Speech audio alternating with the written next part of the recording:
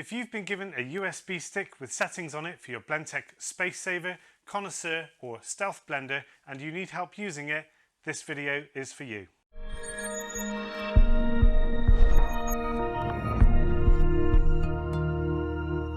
Now, just to bring you up to speed on what's going on here, these Blendtec blenders can be custom programmed so that the speed and time of each blend cycle pairs perfectly to the ingredients that you plan on blending.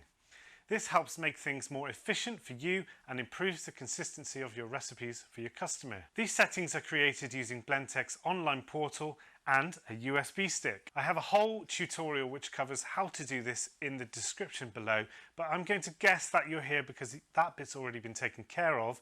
You just want to know how to put the settings from the USB stick onto the blender. So the first thing you need to do is locate the USB port on the blender itself. On the Spacesaver you can find this very easily. It's on the underside of the motor. The USB port on the Connoisseur is in the same place, except you'll need to remove the motor enclosure to access it. So lie the blender on its side and locate the two clips on the access hatch. Unclip and remove the hatch. Holding onto the motor enclosure and the sound enclosure, gently pull them apart. And now you can access the underside of the motor and the USB port. When you put the USB flash drive in, USB flash drive will appear as a message on the screen. Press button 1. I'm going to import profile. Press button 5 to confirm that. You're then prompted to confirm if you would like to import this as your active profile. Button 5 to confirm that choice. And now you can see our custom profile has been uploaded to the blender.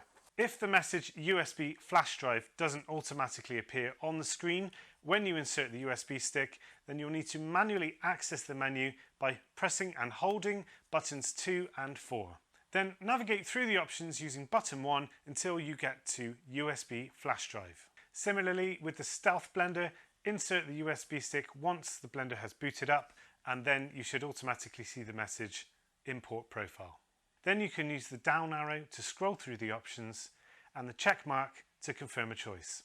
If you make a mistake, just simply press the X button to go back a step. And that's it. The settings have now been uploaded from your USB stick onto your blender. And in case you were wondering, the settings are still on the USB stick, so if you've got multiple machines to program, you can go ahead and do that. I hope you found this video helpful. As always, any questions in the comments below are very welcome, and enjoy your new blender settings.